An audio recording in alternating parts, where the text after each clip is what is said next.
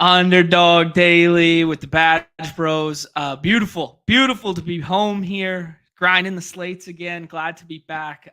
We got two Winner Circle inductees. Evergreen reminder to anyone and everyone. You don't even have to be part of the community. If you take more than $10,000 down on a slate, you are instantly invited. If you qualify via the Dog Bowl, you are instantly invited. Come on, tell your story, tell how you jam on the site, all that fun stuff there.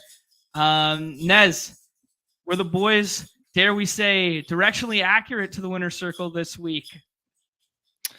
Who would be directionally accurate? Who are you asking about? Our guests or us? Well, they were fully accurate. We're just giving so ourselves. I was like, what are you talking about? Adjacently accurate? I had a decent week. Nice, dude. Okay, yeah, good. yeah. I made some money. Very fortunate. I only had 3% Alvin Kamara on the slate, but had him with the right pieces where I did. Wildcat, shout out the $3 mini max. Such an awesome tournament, man. Saved my ass. And made a little bit of money on last night's primetime Palooza. Could have been better if the Bears weren't just the biggest disaster in NFL football, sans like a few teams. So, well, not complaining. Very fortunate to have, to be staying above water, considering I've been punting off in the Dog Bowl and in Pick'ems like crazy. Hey, well, we're gonna write that ship tonight with some Monday Night Football pick'ems there, dude. Yeah, I was really happy with where I ended up this week for everything. If I just flipped my my Henry lock button to a Kamara lock button, we probably been fighting with A-Win for some stuff there. But yeah, I'm happy with the process, as the kids say. Nez, as you guys could see, I did not start with the side-by-side because I wanted to give some love to the community because it was absolutely crazy. We got two guests today who are behind closed doors right now. One is Nick and the other is A-Win. You guys know them as adjacent to Mount Rushmore, flirting with the bottom of, I think of them as hoops guys, and maybe that was misdirected. Maybe these guys are multi-sport athletes now. Maybe we got to start throwing a little more respect on them, moving up the mountain here, but you love to see it. This is Nick's screenshot here where he took down the primetime Palooza last night. Got to give some love to Cutler. This is a great screen name here. Cutler for life right there. Beautiful stuff there. As mentioned before, A-Win there took down almost 20K in prizes there. 17K. He took down the morning slate and he took down the afternoon slate. I don't know if there's some correlation between slate size stuff there. We'll have to ask him. And then I'll give some more love to the community. This is crazy. Joshua's up here. Mark's up here, who took down the Deposit Kingdom tournament and came second in this one. Nez, I see your name here. No Bo Sox had a nice 7K screenshot he was sharing with us. Line of Scrimmage, part of the Deposit Kingdom. Blake, part of the Deposit Kingdom. JT McKenzie, who's on or adjacent to Mount Rushmore there. I mean, it's just crazy week over week to just be seeing all these screenshots roll in. It is very cool, man. It gives me a sense of pride that a lot of people who are winning on Underdog associate themselves with the show. Well, Roofing Man didn't give us a shout out, so he doesn't count, but he's a viewer. I know Roofing Man, obviously, but it's cool to see. It's very, very humbling, but man, I mean, the Discord is just where it's at, man. Everybody's just crushing there. And, it's a bunch of grinders, man. We've just been playing on here for over a year now, putting in work. And, it's cool to see everybody have such a good season so far. A good start to the season, I should say. Yeah, absolutely. The other ones you touched on there, Sirach had a nice week there. Quadzilla had a nice week with the 2.5K takedown there. Roofing Man with the 3,300 there. Who else did I miss here? Oh, John got his goat horns in the hurry up there, took down the 2K there. I mean, it never stops, man. It never stops. Yeah, man. Very, very cool to see. I would like to win my Dog Bowl seat back. I thought week 2, the anniversary of last year was going to be it. Ooh. But Yeah. Danny Dimes almost did it again, dude. Danny Dimes did it on Redacted for Biden 4 there. So directionally accurate year over year with the week 2 Danny Dimes thesis. Yeah, I know. Almost. That was the directional accurate of the week.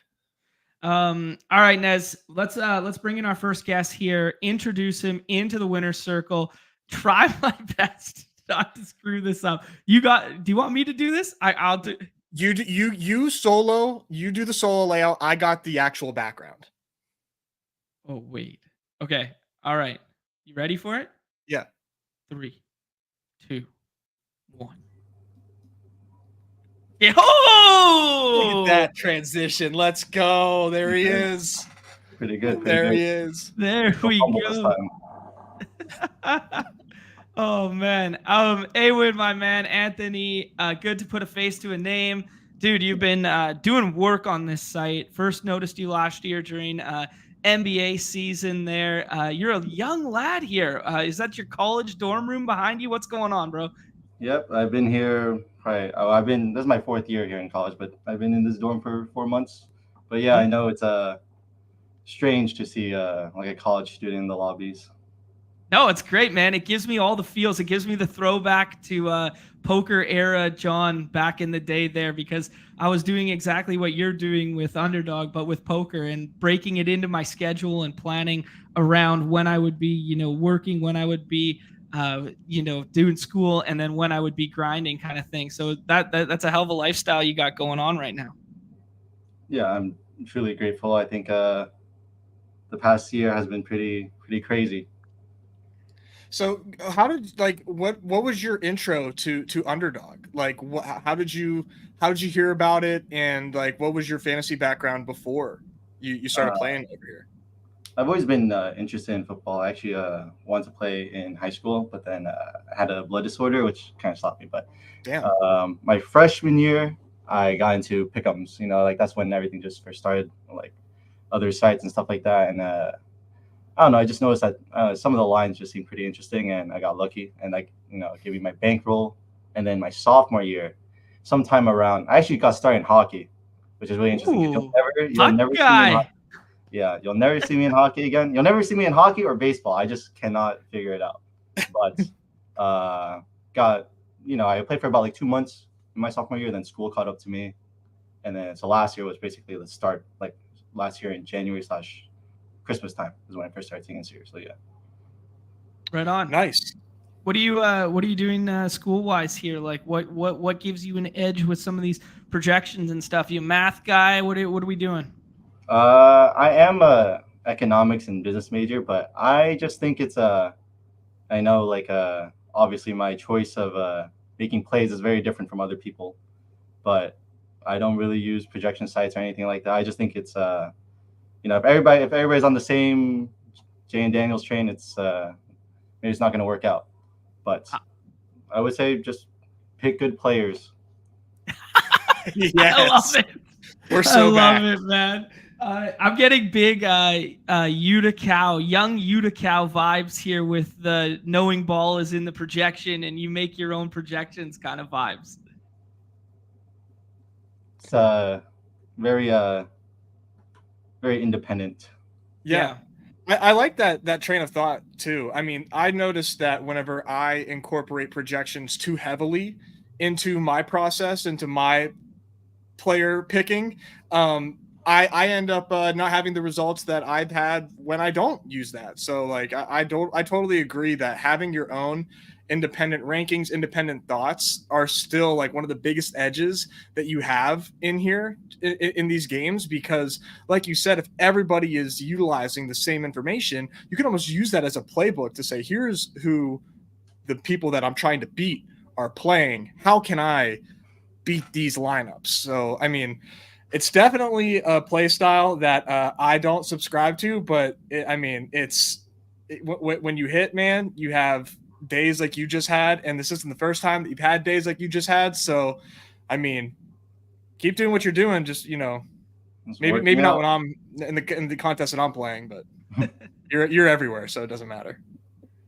Let's talk about your play style and stuff. You said your play style is distinctly different, aside from just having your own player takes and having your own, projection mindset and stuff like that. I think of you as a very exploitative player on the site. Is that fair to say? Do you ape into your plays? What separates you? Yeah, I think my exposures are crazy high, especially during there's more hoops, but so I have no problem going up to 50-60% exposure to a player, which is, I know it sounds really crazy to some people, but in terms of football, I think I actually don't do all 150 at once. I do it in chunks, but I do auto draft, which is very surprising to some people. But I just think because you've never pushed the plane in your whole life. That's why it's surprising. I'd like to sincerely apologize, and I don't know if it was new me or whoever advocated, whoever implemented it, but this auto draft is a blessing.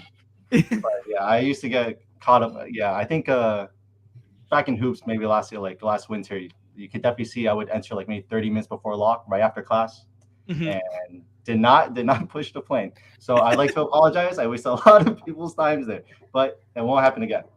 But since you came on the show, apology accepted. You showed face and you owned up to it. Apology accepted. Were you doing it on mobile or were you desktop? Yeah, so you were just clicking your ass off, just entering. I was guilty of it too a couple times, usually late at night, where I was like, all right, I just want to cram in some late night entries, do a little bum hunting for NBA, and I wouldn't even bother pushing a plane. So I've been there, but yes, thankfully, new feature. We don't have to get angry at you anymore. We can treat you like friendly competition and not the enemy anymore, Awen. I'm glad. I fully get it. I get it. So what's your play style like in terms of like you alluded to like the 150 max threshold? If you play a slate, are you going to max every single time? Is that kind of like your approach? You're a MME kind of guy? Yeah, I basically fully enter every. I think I have a very similar play style. The only thing obviously that would be different is maybe it's a different slate. So like the BadgeBros was 3-man. The only thing that might be different is my 12-man drafts and my 6-man drafts are a little bit different just because maybe it's like better to punt off the quarterback until later, stuff like that, just because there's a certain depth. But I think I just got lucky that in the 6-man slate, my two heavily underrated players was Neighbors and Kamara, and so I could easily get them in the 5th and 6th round. So it was just go like elite receiver / running back, then tight end. So I had a lot of Kelsey exposure, which kind of fucked me over, but it just worked out in terms of auto drafting that those guys were going late, and that's what I wanted, and it worked out. Nice. So walk me through why Kamara, why Neighbors this week. Was it a player take thing? Was it an ownership thing? Was it relative to ADP? Like, what is your mindset? What is your mindset going into like I want 70% or 60% of that guy?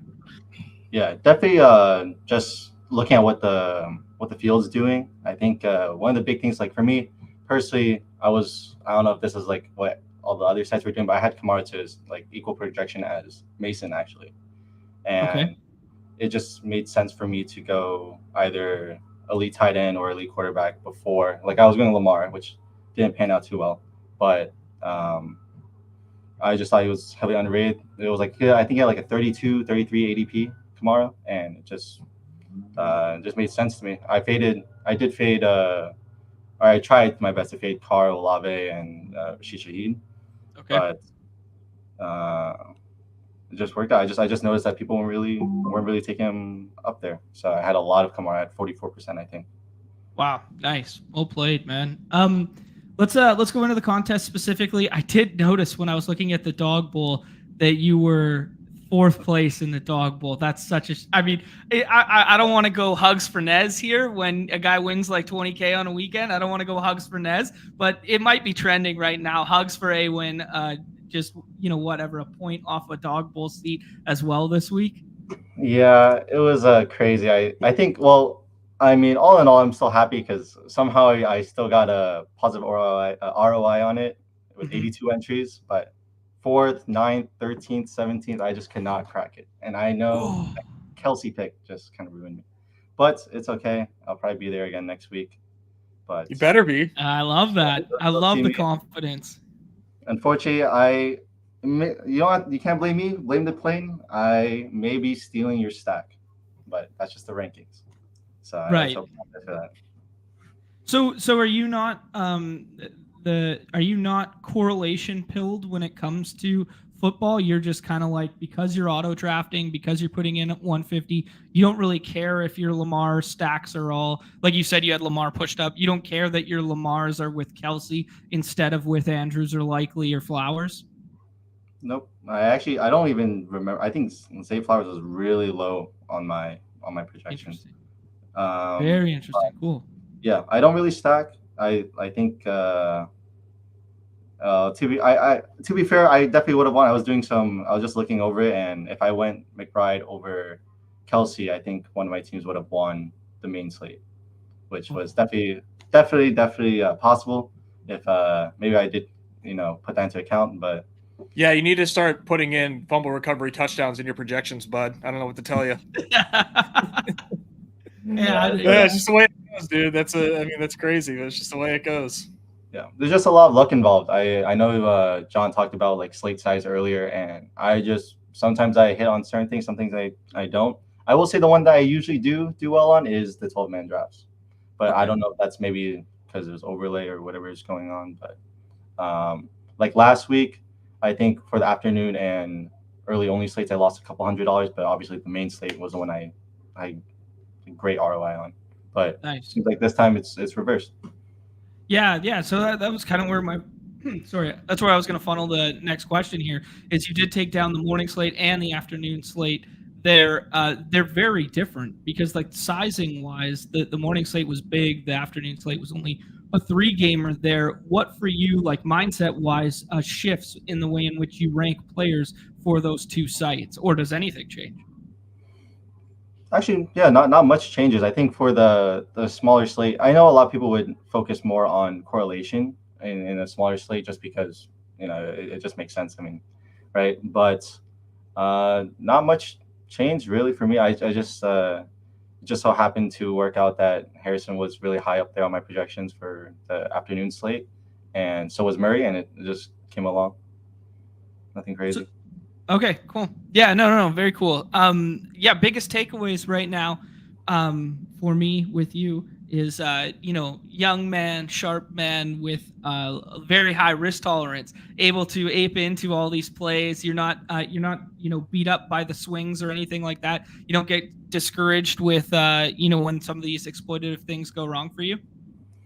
No, there's been some nights, especially in hoops, where it just didn't go right. But I think overall, I'm very happy with where I am. I think it's I am really truly blessed to have this lifestyle. Like this is like how much my mom would make in a year, and I make in 2 weeks. So dude. I'm very happy, and honestly, I did cash out a lot. I know I cashed out a lot of the hoops winnings, and they're in a retirement account somewhere. So the way I see it is I can have a little higher tolerance. I know I'm a little you don't see many college kids doing this, so I have some leeway to fuck around and find out, I guess. Oh man, I love it so much. This gives me peak throwback 2005, 2006 poker vibes right now. Like this is the OG. Like the games are still soft. Some young sharp can come in here, build his own models, and beat us all. I love this so much, man. It gives me great pleasure to have you on the show and talk through your stuff here, man. Thank you. Glad to be here. Love it. Any parting words for the people and stuff before we bring our next winner on there, Awen? No, I just say good luck on your contest. Sub to BadgeBros. You guys got it. Love it, man. Appreciate that shout out, dude. Glad to have you as part of the community, and keep crushing, dude. I mean, you're a very cool story. So keep it up. Thank you. Appreciate it. Love it, man. All right, go get to class. All right, Nez, you ready to bring on our next one here? Can we do it successfully 2 times in a row? I am ready. Okay.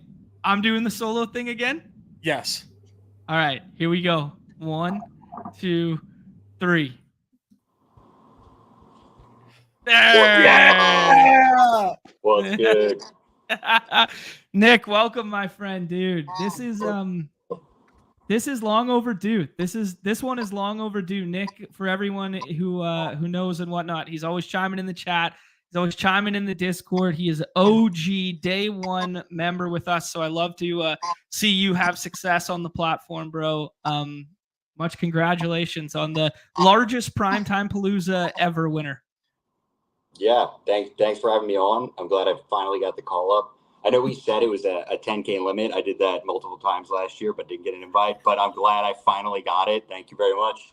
But I'm super happy to be here, guys. This is you guys built a great community, and it's super fun to be able to chat with everybody every day and talk shit. And it's just a great community. Love it, man. No, we appreciate that so much. And hey, don't sell yourself short. You're a big part of that community, man. It's people like you that keep this train going, man. I love it. That was so funny. The humble brag off the top that I wasn't on the show despite the fact, I won 5 figures multiple times last year. No big deal. Who's counting? That's definitely an oversight by us. That was definitely a huge miss. The winner circle is such a football season thing though, right. That is true. But no, you're right. We need to bring more 10K hoop shippers back on the show. Yeah, absolutely, man. I think we got to keep Winner Circle going, non-sport specific, all year round.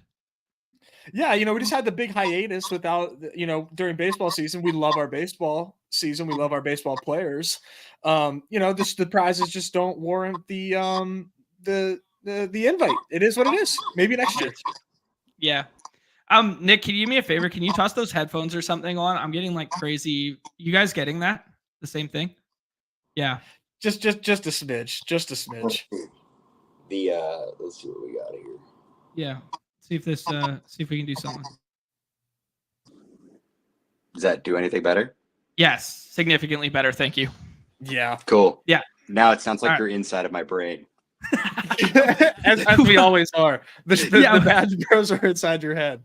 I was about to say, quickly get it out so you could keep winning slates. Nick, let's talk about everything Underdog related. We know you as a hoops guy. You are more than that. You are a multi-sport drathlete here. You proved it thus far this week here. What is your approach? You won the Primetime Palooza, which was the biggest ever, the 20K up top there. But what is your approach for Primetime Palooza versus, main slate versus your hoops process? Let's just kind of talk through how you think through everything on the site. Yeah. Well, hoops very different from NFL. I think I'll start off with I'm horrible at NFL main slate. I never win. I think I've had a positive day on main slate NFL maybe twice in 2 years. He just like me for real. Yeah, I just can't do it. It's not something that's in my brain. I like the primetime slates. I like the small slates. And I was just listening to Awin, and I also think that something super simple on the primetime slates is that people really try to correlate super hard. And it's definitely not super important, in my opinion, as far as what you end up seeing. They're pretty simple. You want to try to get the best flex plays possible because they just score a lot. And then quarterbacks kind of score the same. And then every once in a while, a quarterback will go off and break the primetime slate, or a tight end will go off and break the primetime slate. And then if you have a bunch of them, it'll be a smash day. But it's happened so far this year that exact play has worked multiple times. But I think that's generally what I try to do on those, is get the most value possible from those flex positions, and then just pick up whatever quarterback or tight end is left off. And then I'm not like Awin where I don't do super heavy exposures. So I say that, but then I'll also mix in, at least a portion of my entries to doing an elite tight end build or an elite quarterback build, or I like to mix and match, just get a mashup of both. But normally I prioritize that first, and then just like in hoops, one of the big things on the primetime slates is if there is a Q tag or there is a questionable player, since there's no ADP, you can get ahead of some news, or if you think somebody's going to sit out, you can ape in on their backups before their projection changes, and just little stuff like that. And then hopefully get in a room with some people who are really dumb. Well, I mean, there you go. That is kind of the evergreen thing that people talk about with the two gamers and stuff. With you 150ing it, Well, that's what you did with this slate. Do you always 150 these? Let's hold that question for 1 second there. But like, just with the room that you see, does that make you want to like hand draft versus push the plane versus whatever? Like stylistically, maybe I'm just looking at your mustache too much, but stylistically, I think of you very different than Awin, yet equally kind of successful. Is that a fair assessment that you're kind of like more the hand building bro, less of the plane pusher? Yeah, for sure. I mean, like I hand draft like most of my drafts, like in hoops, maybe less, because it's easier. But in NFL, like even the primetime slates, I think you could auto draft them just fine. But I definitely like to be in rooms because it's pretty helpful to see what people are doing. Like if you get into a room with, sharper people that you know what they're going to do, it kind of helps you to figure out what you're going to do, especially if you actually see what, if I join a room with, a random person, maybe one of the people who's entering like 20 at a time, and I'm like, okay, that guy's got Swift at rank 7 or whatever, then I know that like I can push a certain player around the turn. Or if I see a guy take a guy like a certain amount of times, it's like you get to build up that like muscle memory of, oh, this person's probably going to do that, so I could push this position or I could push this player around the turn. And I think that helps you get like unique exposures, because if you just auto draft off those projections, you're going to end up with, I think somebody said in Discord, it was like, I had like a James Cook and then A-Chain at like pick 13 or something. And it's like, a lot of people, because he projected really well, had him really high. But then if you have him that high, then you're never going to get him falling back at 13, even though you want him there, but the best way to do it is to push him and then get Nico Collins as well. So like stuff like that.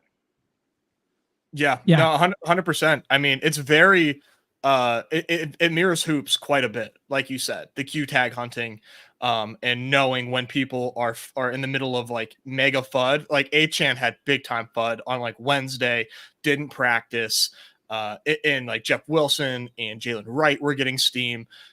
It was very obvious that, like, okay, this is the time to hammer, and this is the time to build up like the A-Chan stock, for your own portfolio, knowing that he was falling more than he ever had fallen and more than he was ever going to fall, and just pairing that with like the right best plays and hoping to come away with it.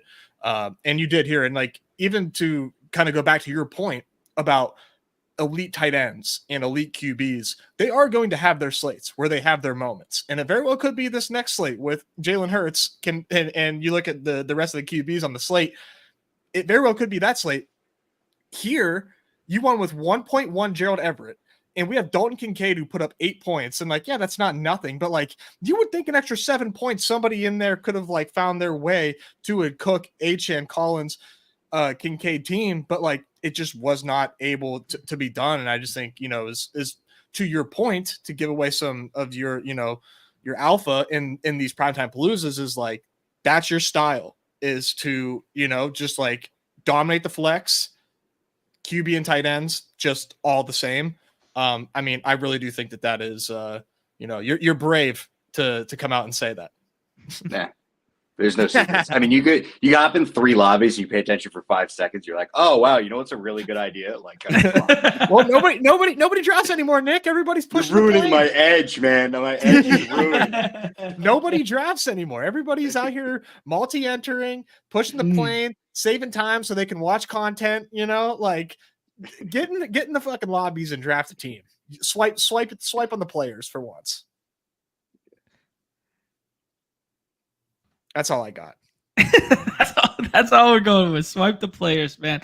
No, there is something beautifully like contrasting and poetic about you being kind of like more the hand builder, bro, and the feel player in the lobby, and then Awin coming in here and like, I just 150, I auto, I don't care if it's correlated, whatever. And then both of you finding success on the exact same weekend in different ways. Like I think it speaks volumes to the site. And I mean, we haven't got to the dog bowl yet. People will see, we got a non-Badger dog bowl winner this week too, where it's like, oh man, anyone can find their way to victory on this site utilizing different strategies. Yeah, and I think I think anything can work, and that's why it's so helpful. Is like, the element of drafting against the other players in every single lobby is definitely what separates it from like, other DFS stuff, where it's like, yeah, like you could just upload auto draft and it would be fine. And then if you want to be like more in the dirt and do it in your way, it's like, you could definitely do that too, because there's still that little player to player difference that like other things don't have. It's definitely, I don't know if it's like the last remaining edge, but like one of the biggest edges in fantasy right now, DFS, in my opinion, is that dynamic in these games is like being the guy who's actually in the room, paying attention, noticing what other people are doing, building teams, in smart ways, actually reading your rooms is like like that will always be an edge. It'll never be like to your detriment to pay attention and actually draft your own teams.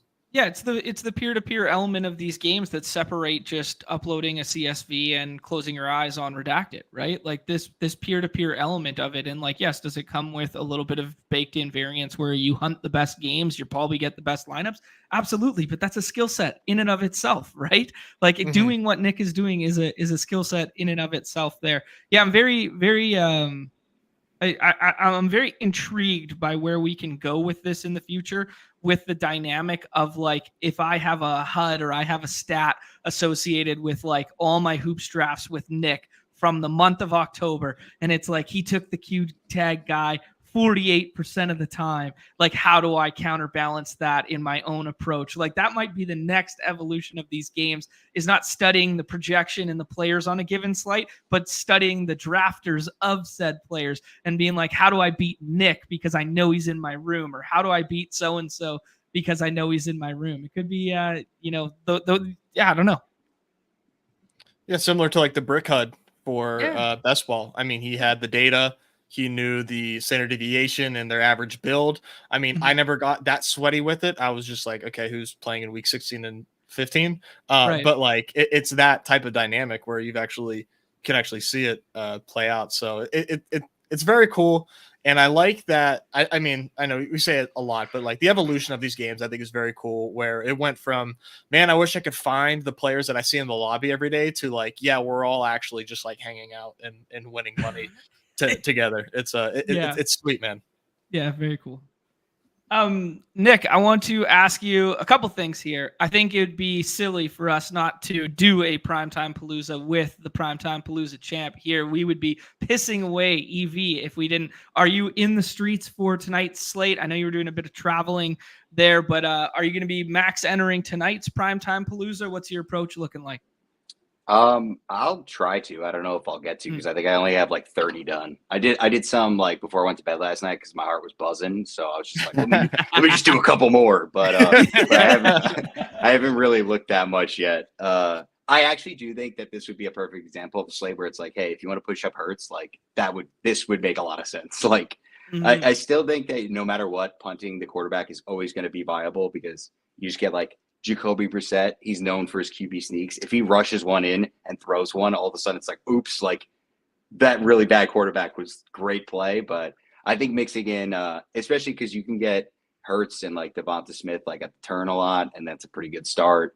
But yeah, I mean, for this, like running backs right away, I think is just the easiest way to do it.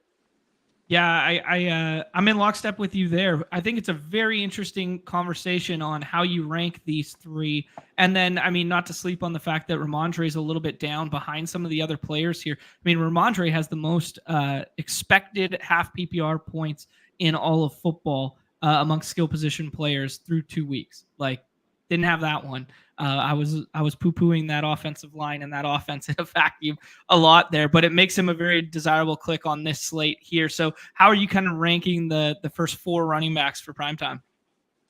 Yeah, well, number one, I got to lean in like this because I'm on my cell phone like a chump, so everything's tiny. Well, that's good. You can see the mustache, maybe. Yeah, let me see what's going on here. Yeah, so I do have Barkley 101. That's mostly just to do with the fact that the Falcons might stink. So I think it would not be so surprising to see, Eagles go up early. Bijan just doesn't really get the full run out that he wants. So I think it's just easier to be like, oh, hopefully, before. But that's if you want to go with that game script. But like, I think it's easy to put Barkley first, because I think that they're projected pretty similarly between Barkley and Bijan. And I think one, you probably don't have to worry about another guy stealing a lot of the work. Not that Algier definitely will, but I could also see that happening. I don't think it would be super surprising for a talented back to take some from Bijan. So I like Barkley first, then Bijan, and then I do Hall. Okay. Yeah, I respect it. I do like my builds better where I take Barkley on the left side of the board too, because the Jalen stuff usually goes on the right-hand side. So it does open you up to some like Cousins Pitts if you want it, or Cousins London, or if you want to take both of them and then push the other stuff to the other side of the board. That's kind of what I was messing around with. So I did have it ranked similar to this morning when I was doing my first 20. So yeah, Nez? No, I agree with this order wholeheartedly. I think Barkley's in for just like a massive game. I like his receptions, like all his reception projections in the Pick'em lobby. I think are really strong plays in this game with no AJ Brown and so much attention. I think going on Devontae Smith probably via AJ Terrell. I just open up so much usage for Saquon. They showed that they want to prioritize him, as they should. I mean, he's a great player, and now he's actually on a field where he can like dig his cleats in the dirt. So it'll be really exciting to see him in this matchup. And the fact that he was like the goal line back and we didn't see like, overwhelming tush push has me pretty excited on him. He's a fun way to kind of deviate off of the Hurts play, which seems like such a smash. I think Saquon's a nice way to kind of counterbalance those Hurts teams. It's going to be interesting. Like if a Hurts team wins, what does that team look like? And if, how do you build the winning Hurts team? Something that I'm like might not even bother to try to figure out. Yeah, I think my first reaction to how you build the winning Hurts would be Hurts falls to like 3, something like that. Then you get Smith on the wrap, and then you get Goddard on the next one, and it's like 3 touchdowns via the air through that correlation. That's kind of like my first inclination. The other one is he usurps all the goal line stuff with the tush push, and you play naked Hurts, and then you have all the other pieces. But the problem with the thing is the 2 game environments, there's 10 points different between the 2 game environments. And, you give me short week after an overtime game for a Jacoby Brissett run offense. Like, I'm not jumping up and down to play the New England stuff there. Yeah, Nick, what do you think? Like, how would you, if you were to predict like the winning Hurts team, do you think it's just like a GM with paired with one of the running backs here, or like maybe like a Hurts Ramondre team? Well, like we were saying, in certain lobbies, a lot of people also follow the secret game plan of like punting quarterbacks. So like you could definitely get like Bijan and Barkley with Hurts, and then you're asking your wide receivers to do a lot. But there's also not that many good wide receivers on the slate to begin with. So like really you're just asking the like 2.5 good wide receivers to like not have a great game, which is not that big of an ask, to be honest with you. Like, so I think it would probably be, if it wasn't going to be like Hurts and Devonta Smith, which makes a ton of sense, I think it would be like Bijan, Barkley, Hurts, and then Goddard. Like, I think that's, and then you get, Lazard scoring a touchdown, and I don't know, Mooney scoring a touchdown, something like that, where you just get the receivers who do just enough. And Garrett has another game where he only gets like 6 catches, and maybe Devonta doesn't actually pop off, and it's the touchdowns go to the other 3 guys, and probably something like that, I think. Yeah, and that thesis seems very plausible, that these upper echelon wide receivers don't break the slate here, despite AJ Brown being out with the Smith stuff, because as Nez alluded to, you're dealing with AJ Terrell there. And then in the other one, Christian Gonzalez is a problem for like X wide receivers right now. Like I saw a couple tweets yesterday with like combo stats, but like he's gone up against Tyreek now. He's gone up against DK Metcalf last week. The touchdown that was scored was not against him. It was on the other side of the field. Like the Gonzalez stuff is, Surtain level treatment of these X wide receivers. So Garrett Wilson only finding himself to, 5 and 40 and not mattering all that much on this slate is very plausible. Yeah, and Nick, I know you have a favorite 6th-round pick. I don't know if you want to uncover this one here. I think you have to. Who's your favorite last round pick in these? If you don't take that gigantic behemoth of a man named Braylon Allen, you're a psycho. He's a teenager. He's huge, dude. Yeah. Have you seen that man? No, Yeah. I think he is a fun pick. He played a lot, and I am biased. I am a Jets fan, sadly, but he definitely looked amazing, obviously. And I think in a perfect world, like the Jets probably want him to play well as well. Like the game plan is your defense is doing good, and then you run the ball a ton with these two freak athletes, So I think him game- stealing a touchdown is very plausible. Dude, the game was tied, and they were in the red zone or just outside the red zone, and they gave him a carry to the outside, and he took it to the house. Like, it was not a blowout. It was not garbage time. The game was tied. And they're like, give me Braylon Allen on this carry here. I mean, dude, his usage, like, I don't think that this usage is really going away. This is sort of like this could be what we thought Algier and Bijan would be. And there's a chance that Algier plays more this week. I mean, it was only 1 week where we saw the Bijan show. I mean, he definitely is like my favorite 6th round pick as well. I do have another player that I like, but yeah. He looked explosive as all hell on both the touchdowns there, man. Like, shot out of a cannon explosive. Like, there's a non-zero chance he's a top 20 running back in this league, and they have 2 like top 20 running backs on the same team right now. Our guy Sam Olsen, Mount Rushmore, in his own right, agrees with you there. So there's your double stamp of approval there. Easy saying short week second RB2s is also like in play there. I was doing it a little bit with Gibson in the last round when he would fall there. But I need to do a little more Braylon Allen. Nez, who was your favorite? Scroll the F down here. Mike Williams, for sure. Mike Williams got ramped up big time from like 19% snap share to 65% snap share. Have to imagine that increases at least marginally. I know it's a short week, but I got to imagine he, matches that. If not, eclipses it next week. Allen Lazard. I hope, that people keep clicking Allen Lazard, and I hope people keep thinking that Allen Lazard is a sharp play, because I would take Williams straight up. So yeah, I fully agree with you, Nez. He played 1 less snap than Lazard last week, so he's kind of working his way back in there. He had 1 pretty important grab later in the game there for 19 yards, and yeah, I mean, why not just do the bet on talent, bet on the vertical stretch aspect? Because like, if you're looking for home run hitter, like the Allen Lazard stuff in week one was a free play. So it was classic. Just, he has that rapport with Rodgers where he knows to just go, right. And it was free play. And then the second one was, I don't want to fully discredit like the Lazard stuff, but there is going to be a flippening, because they know once Mike Williams is fully healthy that he's going to be the 2 wide receiver set guy.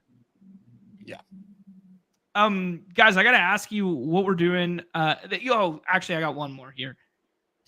Johnny Wilson, man, the fact that they kept him on the roster instead of like Anais Smith went on IR and Paris Campbell went to a practice squad. It's a shame Paris Campbell's not in the player pool, because I do think he's getting the call up tonight. And I do think like he's kind of like the professional ass wide receiver that you can just put in for like 60 snaps if they don't want to play a ton of 12 personnel. I do think they will play more 12 personnel this week than they did in week 1 because of the personnel changes though. But I do think like Paris Campbell looks like if he was clickable, he would be like a better click than like Covey in my opinion, but they're both kind of like down there. The Johnny Wilson one, like DNPs this week and a couple LPs mixed in. If he goes tonight, there's going to be some leverage in that one. But it's thin. It's thin. That's just. I didn't even know who Covey was until you said his name. Like I've never heard of that player in my life. Same. I got to ask you guys about the tight ends before we jump in here, though, because tight end's going to be a really big kind of like hurdle here. It's completely different than the previous slate we just played, where, there are some names that we think kind of could matter, and they're in the middle of projections, higher than kind of like this big puddle of wide receivers that are left late there. Are you guys prioritizing in any regard? Are you pushing them up above the wide receivers? Are there any scroll the F downs at the tight ends that can win? What about 2 tight end builds, that sort of thing? Yeah, Nick, you're the champ, dude. You start. I mean, I love Dallas Goedert. I think he's a great play. I have him above Pitts. Okay. I'm over Pitts. Like, I'm just over it. I'm just not doing it. It's like I don't care. So I am taking Goddard over Pitts. Mm-hmm. And then, I mean, I know Hunter Henry just had an amazing game. I feel like he's going higher than I think Hunter Henry maybe should, but Because in drafts, like once those 2 tight ends go, sometimes you'll see Hunter Henry go a little bit higher. I think probably the best thing is when you can get Hunter Henry to fall to like probably where Hunter Henry should go, which is like I think a little bit later. But he's fine. And then Conklin, I thought he was going to be a fun play this year. Apparently he's useless, but people love to do double tight end on this slate too. So I think that's kind of why I like, which is I think horrible. I think this is like one of the worst double tight end slates you could possibly ever do. Unless you want to do like Pitts and Goddard, and then hopefully one of those receivers falls back. But besides that, like I think it's pretty rough. But I think getting Goddard or Pitts is probably ideal. Just because I do think that those other 2 are pretty mediocre. Yeah, I've been victim of pushing up the Hunter Henry over this stuff just to not be the last guy to take a tight end, but I have done the scroll the F down. I've done the potential thesis that they play more 12 personnel this week with Grant Calcaterra. Nailed it, probably, maybe close. And then this Charlie Warner one is interesting. He didn't run that many routes. I think he only ran like 6 routes or something like that. But they had 2 design plays that he was first read on, and that was more than Kyle Pitts. Found that little nugget this morning when I was listening a little bit of Ship My Money and Neil Orfield there. They talked about that one. So I have scrolled once or twice when you get caught with your pants down where somebody else takes 2 tight ends in your lobby. Charlie Warner ain't the name of the guy that was like the leading receiver for the Vikings. Do you remember that callback? We were looking up Vikings leading receivers. Yeah. What the hell is that dude's name? That's not no Charlie Warner. We used him on a thumbnail too. That's a deep dive callback. The black and white picture of Charlie. He's all-time leading wide receiver for the Vikings. Oh, yeah, he's up there. You got to find the name for the season. I know. Oh, dude, this is gonna piss me off. Newbie was claiming to be a Vikings fan and didn't know who he was. Well, who would know him? Oh, dude, I'm sorry. I brought that up and now I don't even remember the dude's name. That really upsets me. Hennington. Is it Hennington? Because Blake used him as his Avi, so it must have been.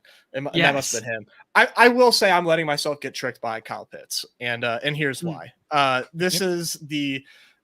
think this is a huge difference in defensive matchups between the Steelers and the Eagles. I want the Eagles to show me that their secondary is good before I actually believe that the secondary is good. And I'm willing to give the Falcons a pass off of week 1 where they didn't really play anybody in the preseason. So a little bit of rust there. Plus, you're going up against the Steelers defense, which I think is very, very legit. Strong pass rush, really good secondary. Give them an extra day off, for the Monday night game, give them an easier matchup, and let's see what happens. I'm willing to put some really strong bets on these Atlanta pass catchers in this matchup here. So we'll see if it hits, but I think if it does hit, I mean, you're probably swimming in cash because this slate just looks atrocious. Yeah. The one thing I'll say to you there, Nez, is like obviously the immobility of Cousins last week, like with the Achilles thing, first game back there, he barely played under center because that pass rush was so good from the Steelers. The pass rush graded out poorly in week 1 for the Eagles. They were good last year, but they were kind of bad in week 1 there. So if you do get a little bit more time for him to throw a little bit more space, we could see the heightened Cousins game comparative to last week, to your point. Yeah, and I guess I'm also like, man, we're so used to Kirk Cousins being mobile and avoiding sacks. Like, that's never been his game, So right, yeah. Oh man, like this is bad. Like, no, he just kind of had a shitty game and he didn't breaking off the rust and he just came back from surgery. Like, I think that, I mean, call me crazy, but I think things could be different. Yeah, I like where you're at on that one. How do you feel about that, Nick? Yeah, I mean, I just said I like Goddard more, so I mean, I guess I kind of disagree, but I do see that as well. I have a lot of Pitts as well, and I think playing that for the Cousins doesn't stink is probably ideal, especially if you don't get one of those good quarterbacks. Like if you don't get Hurts, you're just hoping that one of the other quarterbacks does great, or at least close enough to Hurts. And Cousins was bad, but it wouldn't be that shocking if he comes out and throws 3 touchdowns or something. I mean, he's done it for years, so I think it could easily happen. Yeah, he's done it for years, but not on prime time. We're getting prime time Kirk Night, You got to boys. separate the record from the stats, man. That's a myth. That's a myth. Oh, I love it so much. There's our GOAT, Charlie Hennigan, Houston Oilers legend as well, apparently. There he is. What do you guys say we jump in the draft? I guess the last thing that we could possibly talk about was just if you guys agreed with... rug the viewers one more time. One more time. Yeah. We were supposed to hop in a draft 20 minutes ago with Nick. All right. Fine. Well, I was going to do gotta like hold you accountable. I'm sure you're going to do something really insightful, but like this is the second time we said we were going to draft and we didn't. These things go so quick too. We could draft a million effing times. Friends and family here. Awin's supposed to be in class, but he's deployed his robots on us. Chris, I know he's hanging out. Basketball Viper, we already saw in the chat there. This is friends and family. I'm imagining 3 hand builders taking on the bots of Awin here. Yeah, I don't know if Chris is an auto drafter, but Chris is out here quite a bit in the streets. I don't think he's ever showed up in the chat or anything, but oh, he's here. I know he's here. They're all here.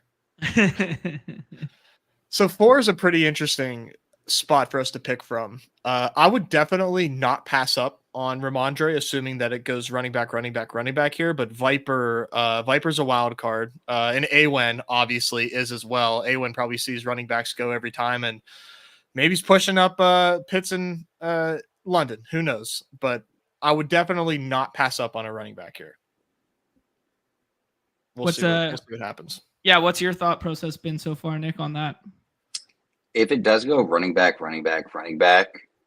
I still kind of in my soul want to go Hurts and Smith, but I also don't want to give somebody 2 of the good running backs. So I kind of agree, but it's hit or miss. Yeah, I've been doing Hurts and Smith. Saquon falls to us at 3 here. Do you guys want to do Saquon, Ramondre, or do you want to pair some teammates? Who do you guys have ranked 5th? I do have Smith 5th, but I don't care either way. Yeah, I'm cool with doing either here, but I do think that the Ramondre stuff. I think Ramondre is going to project the best, just straight up, and I don't know that these wide receivers are going to separate enough. The one, if I did, I actually prefer Garrett Wilson to Devontae Smith, so I do Ramondre. All right, let's do it then. Let's try it and see what it looks like. It's not something I've been doing a ton of. I have Devonta Smith over, and I've been trying to kind of push Ramondre and get him on the other side there. I do have a couple of these double builds. Oh, there we go. Oh, he's playing. Bastard. Chris. What's your username funny. right now if you're not lying? We need to know. Okay, so where do you guys mindset go after the double running back start here? The reason I haven't been doing the double running back start as much is because I do like the Antonio Gibson and or Braylon Allen click in the last round more than just trying to pinpoint which is the next wide receiver, especially in these sharper rooms, because Mike Dubb goes a little bit sooner. So instead of going with the Polk and Ray McLeod build, at least I have a running back to fall back on late. Yeah, I definitely have that in the back of my head too, where I'm I really would like Braylon Allen on this team when I'm drafting. But I don't get him. What do you want to do here? I would say Mooney, but yeah, Mooney's definitely, you got to pick him. I know he didn't have a good week 1, but it just feels like a safer click. Yeah, 96% of snaps there. Now, do we prioritize the tight end and say there's a tier break with Hunter Henry, or do we prioritize quarterback to add Kirk Cousins to this? What do you guys like? I don't feel too strongly about anybody here. I think maybe if you want to do Polk, because he kind of had more usage, caught a touchdown, thinking that we might end up just stacking Brissett. No. Then I would go Henry. All right, let's do Henry. I think if you do Polk, you just get caught so bad in these rooms, because Polk falls back almost every single time. All these guys are going to fall back quite often. But they all suck. Right, but Henry or Cousins never falls back. So that's why I think you have to put an emphasis on tight end or quarterback in the 4th in these rooms. Yeah, but if you take Henry there, even though you're oh, maybe I don't want Brissett, you're you're kind of playing for a Brissett build anyway, so it kind of works out. You're saying like, hey, maybe Brissett throws a dump off to Ramondre and he throws a touchdown to Hunter Henry. So I think that actually kind of works out. You know, you might get boxed at a quarterback, but you kind of might want to with this one anyway. Right. Yeah, I agree with you. And I think all those wide receivers are like very, very, very similar. Like they are pretty bad. And whether you like Mike Williams or Lazard or Polk or literally any of them, you're like, hopefully this guy gets 2 catches and a touchdown. Like they're all very, very similar. Yeah, I agree with you there. Copper chiming in and saying that he thinks Ray McLeod finishes as a top 3 wide receiver. We saw him get 7 targets last week. I think he had 4 or 5 catches. So interesting shout there. Awin's bots are punting at the quarterback position, and they're just going to go unstacked, I guess. Yeah, we could do the Lazard plus Rogers, probably feels best, or you could triple stack with the Polk / Brissett, or we could do something. Yeah, that seems about it to me. Roger's skinny, I think. Mm-hmm. I agree. I also kind of like Lazard, like I think a little bit more than Nez might. Not that I think Mike Williams is way better. I do kind of think a short week for a guy who's literally on an injury recovery timeline is less than ideal, but I'm not too concerned about that because he did play a good amount already in week 2. And I think that they really want to get this win on Thursday. So like I could see him playing a lot, or at least in key spots, but I still think Lazard is just going to be playing probably so much more than people want him to, like the entire year. Yeah, do you have a lean between any of the scroll guys for the Jets there? Like Xavier Gibson been doing like the punt return stuff, and Malachi Corley, he was healthy scratch first game, I believe. Mm-hmm. Yeah, I just wouldn't take those guys probably because like you can. Okay. I think if you're gonna go like punt, I think when we were talking about the running backs is like the best way to do it because you can do, you know, Gibson, Braylon Allen usually goes a little bit later than that, and then Tyler Algier. Like, I think all of those guys are clickable, and then probably not Kenny Gainwell, but to some extent you could if you wanted to go there. Like, I don't think any of those guys, it would be extremely shocking if they scored a touchdown. So I think, like, the late round punts, I don't necessarily love a scroll down Jets or, like, an extra Falcons or any of those kind of plays. I think you just build it for a running back late, if anything. Yeah. I like that shout a lot. You and I share very similar hand building mindset on this particular slate here. For the audio listeners, we went Saquon and Ramondre from the 4 hole there at the turn. Darnell Mooney, Hunter Henry, and then Aaron Rodgers and Alan Lazard. Feels kind of standardish relative to what's been going on in most of these rooms, but we rolled a tough room with a bunch of badges. And the guy who just won like 20K this weekend in his auto draft process against us. So, yeah, how do you guys feel about this one? I do like it. And I think I think it's a good way to play these slates, you know? I mean, we've seen just last week, you know, Alan Lazard unstacked being what you need. But like, I think when you do like, okay, like we took the best plays that we could for the first 4 picks and then like end it with the skinny, you know, like, I think that that's a pretty good principle to follow when you're just like drafting these is like play for upside. And the upside is like we're capturing touchdowns for each of these respective offenses and, you know, nailing the skinny stack that you might need to go along with them. I mean, to me, it's a pretty simple formula to follow, which is why I like drafting these at volume, because I mean, once you get the hang of these and in the correct way, the optimal way to be building your teams, it's really fun. Yeah. Do you guys think in a vacuum it's a mistake to put Brissett on this team instead of doing the Rodgers skinny? Like just because you're asking so much for like points from that game environment? Not necessarily. I don't know how you feel, Nick, but like, I mean, it's just Ramondre and Hunter Henry. It doesn't necessarily indicate a big Brissett game anyways.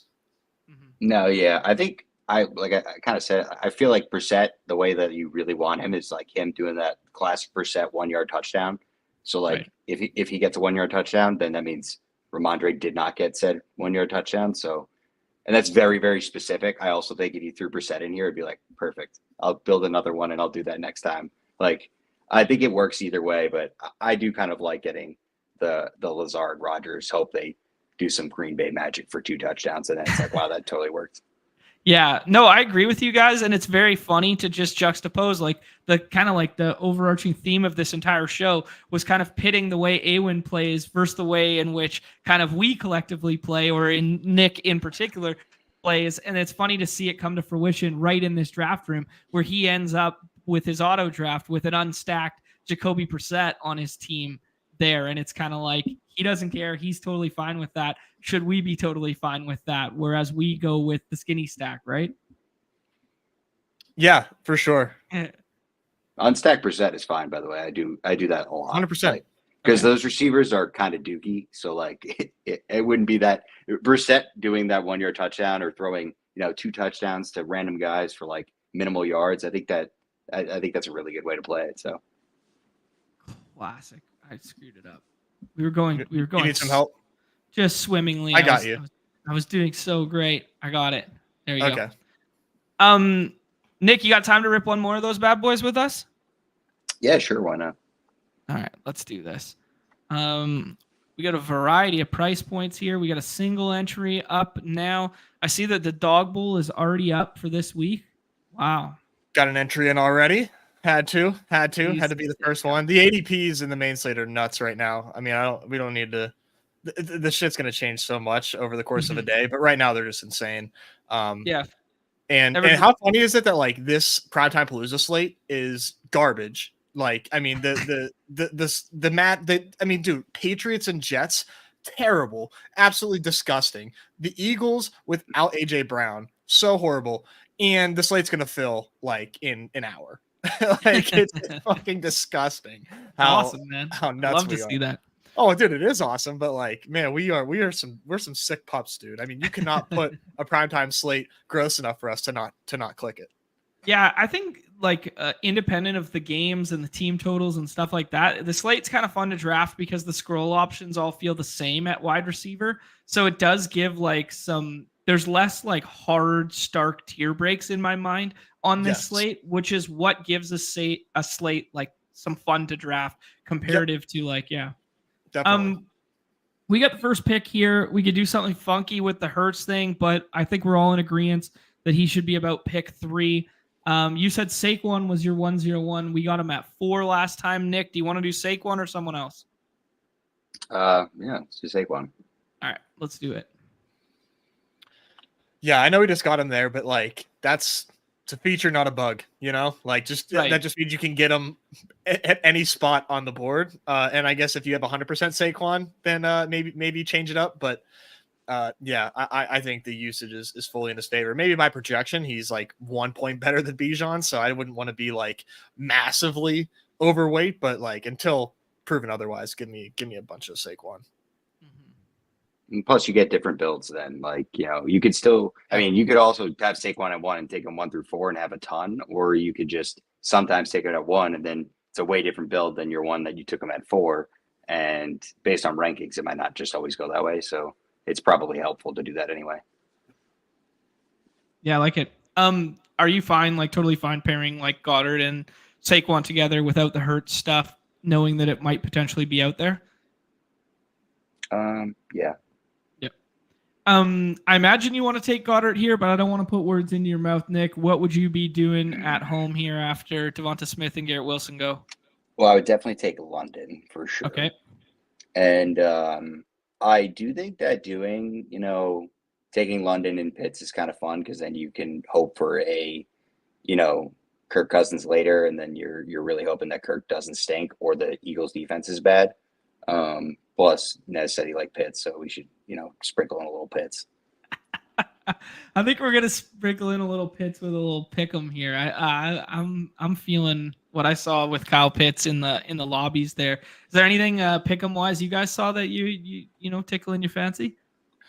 I was all over Bijan fantasy points when it was like 15, and now it's at like 17, or at least it was earlier this morning. So that has me looking at different projections for Bijan. I still like Bijan in this matchup. Let's see here. Yeah, it's at 17.5. That's massive for fantasy points. I mean, there's a big difference between 17 and 15. I mean, we're talking 20 yards, or maybe the percentage of, of a touchdown being included in there. I mean, that's massive. So I'll have to find different ways to get there. But I like I said, I like Kyle Pitts, and I don't know what to do with Devontae Smith, man. I think, like I said, I think they're going to make him a pretty strong focal point for the Falcons defense, but also like, how does he not eclipse, right. More like 7 catches. So on mobile, you can't do it on desktop yet. You can use the sliders to adjust the projections. I like bumping up the Devontae Smith receptions to get a little bit more payback on that if he does have a strong game, even though I do think there's a chance that he doesn't. Okay. All right, we could do the double tight end thing with the Hunter Henry. We could do the Mike Dubb and Aaron Rodgers. Yeah, who do you guys like? Braylon Allen. Okay. Yeah. I mean, I would do Braylon, and then just like whoever we get at quarterback, we get. Okay. Yeah. So you're fine with naked Brissett on this team. So just I prefer naked Brissett over naked Rodgers. I mean, well, yeah, Rodgers... I mean, I think this one you either take Lazard or you take Mike Williams. Okay. And I would take Mike Williams. Yeah, we could do that. Okay, cool. And then you kind of just hope that Rodgers doesn't get picked and Best Ball Viper does a mini stack of his New England stuff instead of doing the stack with the Jets stuff. Yeah, or you just hope that Brissett runs around a little bit. Yeah, for sure. Scrambles in for the end zone. Don't like to call out my guy Best Ball Viper, but that's a no-no right there. Taking your quarterback right there when you can have him at 23 instead of these ones here. You hate to see it. Yeah, that should have been a wideout, but I guess he just feels so ambivalent to the wideouts. He's just like, I'll take whatever I get. But one of the nice things about being the 101 in the primetime Paloozas, especially if you are cramming for volume, once you know your last pick is QB, you just push the plane and enter a new draft. It's the best. Just take absolutely. Who you get. It doesn't even matter. Calcaterra goes there. That as a fun scroll there with the Hertz stack. Everybody's gonna have Hertz Goddard, or everyone's gonna have Hertz plus Devonta Smith here. He takes Ramondre to set that up late. I like that a lot. Yeah, I like that. Hertz Ramondre is probably good. Yeah, it's just I just think a lot of people wouldn't do that. Mm-hmm. Yeah, I like that. I like that a lot because everybody's eyes will naturally go to the stack on the 4-5 there. Mm-hmm. All right, we take Jacoby Brissett there. We went with the Saquon Barkley from the 101. Saquon Barkley, Braylon Allen, Drake London, Mike Williams, Kyle Pitts. Spicy margs all around there. All right, let's close the book on some NFL stuff, and then we will hop into Nick's favorite segment of the show, talking a little baseball. Go Yankees, as he always tells us in the chat there. But let's do a pick 'em for Monday Night Football here. I want to kind of get a little sprinkling of everybody's thoughts in on this one. Nez, you alluded to some Saquon stuff that you liked to start this thing off. Yeah, let's see here. His what's up with his receptions here? What do we have for that? We got 17.5 receiving yards, and we got see, I don't like the 0.8 multiplier on receptions. I would definitely go either. I think I would go higher on the 17.5 receiving yards, or if you just want to do fantasy points, can also do that as well. But I just don't see how he isn't heavily prioritized in the passing game today. Yeah, I like that shout a lot from you. I think the 17.5 number seems good. I think if you're on mobile and you want to spice that receptions up to 3.5 instead of 2.5 and get it at a better price tag than the 0.8 higher, that one feels fun too. But I do like your thesis about his inclusion in the passing game, missing AJ Brown. Yeah, sorry, I'll be right back. Just 1 second. Yeah, sure. Nick, have you seen? I mean, it's probably going to be a little tough for you. Oh, they just boosted it up. Numi. Holy smokes. This is what happens every time in real time here.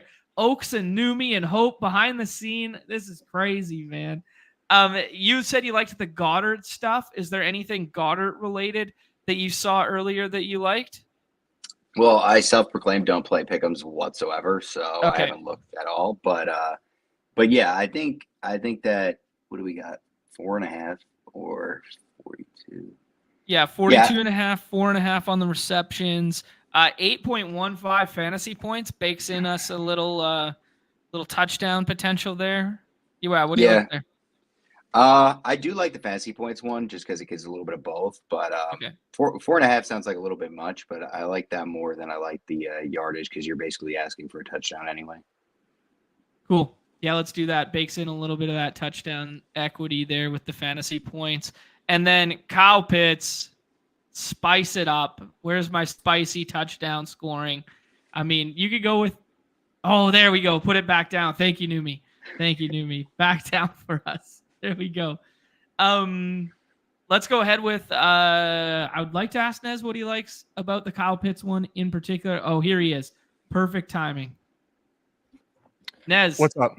What was your favorite of the Kyle Pitts? I know some of the fantasy life stuff that Pete was sharing with us highlighted this receiving yards number. Is there something you liked better than that? No, I did like the receiving yards, but I liked giving it a boost. I mean, okay. Do it on mobile and boost this number up a little bit. Yeah. I mean, doing for a straight up multiplier on stream is good too, but just like what I really like to do is like putting it to 59.5 or 1.7x. Just really banking on the secondary and these linebackers just not being able to cover Pitts, and hopefully they can have some success against the Seagulls secondary is kind of what I've been thinking. Cool. If you want to go spice though, I mean, what's spicier than a first TD on Kyle Pitts? Guys, they're giving us a Saquon discount. We got to take it right away. That's a slap in the face. That's just them being like, you dunce here. Okay, do it. We can add some of these profit boost ones to it because it is as the good people at Underdog are doing here, it's a more money Monday. They got a full promo calendar out this week for everything that's going to be dropping. As we go, we'll utilize some of these. We'll definitely utilize the CD Lamb one tomorrow when we do our full breakdown of the slate. Am I sharing that properly? I am, right? Yep. Okay, cool. Yeah. So I'm going to go ahead. I'm going to add that 50% profit boost to this one. I'm going to do the max it out, the 25. 25 gets us 212. Lock this bad boy in while the price is right on the Saquon stuff. Boom. Love All it. right. I will share that. That feels good. Yeah, that does feel good. I like that as kind of like a core. I will share that in the chat for everyone there, and we can mix and match and push it around a little bit. I'll put it in the private chat for you there too, for you guys playing alongside me. All right, let's tie the bow on NFL there. We will be we'll back for more NFL stuff tomorrow. The definitive preview for the Battle Royale stuff, the Dog Bowl stuff. We'll break down all the changes in this week's slates, prize pools, and that sort of stuff. 2 p.m. Eastern on this very channel. So hit the like, hit the subscribe, notification bell. We'll be back tomorrow at 2 p.m. Eastern for that. Nez and I are going to jump into the Moonshot Monday MLB streets there. Nick, it was a pleasure having you. Long overdue. Appreciate you being such a important member of both the Discord community and the YouTube chat on a daily basis. Been a day one member there. I would like to ask you, I don't want to pigeonhole you as a hoops guy, but we know that you're a hoops guy. I need one spicy double dribble take before we leave here. Spicy double dribble take. Well, I still think that Quickly should just be going higher because he's unbelievable and he got paid $1 gazillion. Okay. IQ. This year's IQ is in fact IQ. Always. I love that, dude. Appreciate you so much, bro. Anything else you'd like to say to the people before we bounce? Nope, that's it. It was great being here. I'm glad I got to pop onto the show, and love you guys. Congratulations, bro. Appreciate you doing this. Thanks Nick. guys. Love you, brother. All right. Okay, Nez, we're going to hop into the Moonshot Monday. We're going to do this quick and dirty because we've been doing more football recently, but we know our baseball bros out there, want to hear about the slate. We won't go full game by game. We will just use the platform of the people here and walk through it. There is no weather as of right now to be worried about on this slate. It is in fact a Coors Field slate, so we have a nice high implied total for Arizona. Arizona is slowly pushing up. This Carroll and Ketel Marte ADPs this morning were, I don't know, 4-ish spots lower there. And now it's kind of first day at Coors catching up kind of thing there. What is your initial read on the slate here, Nez? I mean, dude, it was great. But when they were sitting with 0 projections and ADPs in the 30s, I was so sweaty about this, man. I didn't want to ruin their ADPs in the main slate. So I hit the $3 3-person drafts and I just went ham on those while they were sitting like so I just have a shit ton of like schemes with like 1 through 5 D-backs on in my cash game. So I'm about to be like $50 richer tonight. No big deal. Yeah. Couple King dog me. bowls. Yeah. Couple dog bowls. Two dog bowls entries, hopefully, but watch that totally fall flat on their face. But I say that because like the highest total outside of that game is 8 runs. I do think that there's opportunities for runs to be had on this slate. Obviously, I mean, it's baseball, shit happens, but right, man, the D-backs are just one of the better teams in baseball by my estimation. Coming on for the, as we get ready for the postseason, and it's really hard to get away from them. Sensazella, though, a former boy of ours, is making the start for Colorado, coming back off Tommy John. So it'll be interesting to see what kind of form he is in. The chalk is Arizona, and it's super. I mean, we just have to start there. It feels like they're good chalk. Yeah, no, I fully agree with you. It does feel like good chalk, and even like a guy coming back off Tommy John, who like making his first big league start, he's probably not going to go deep. He's not going to be stretched, and that bullpen is just so bad for the Rockies. So. Yeah, you touched on something that I like to think about this time of year. We haven't done a baseball show in a minute, so not only I will tell everyone at some point in time we're going to do a pennant show here, probably behind the paywall. We're kind of like figuring out our schedule this week, but I am back and we are doing 5 shows this week, even if it's not both of us for all of them. We are doing 5 shows. Tomorrow will be definitive Battle Royale primer. Wednesday, I imagine, will be paywall and kind of some hybrid.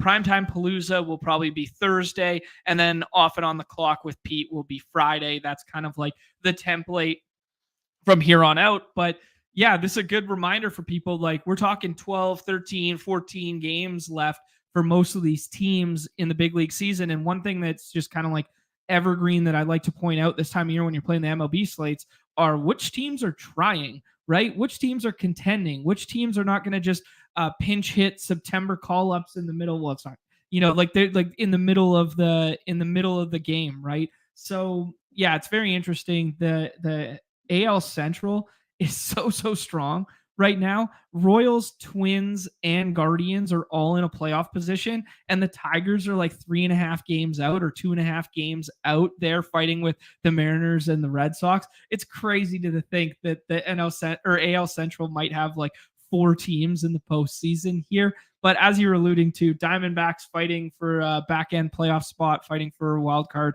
there, and are firmly entrenched in the hunt, and these games matter to them. Same with the Mets, the Braves, and the Padres. So not only are they good teams, but they're also playing for something, and I just think that's something to keep in the back of our mind for these slates going forward. Definitely. I mean, like I kind of had that mindset, I think it was 2 nights ago. I thought the Padres against the Giants were throwing like nobody.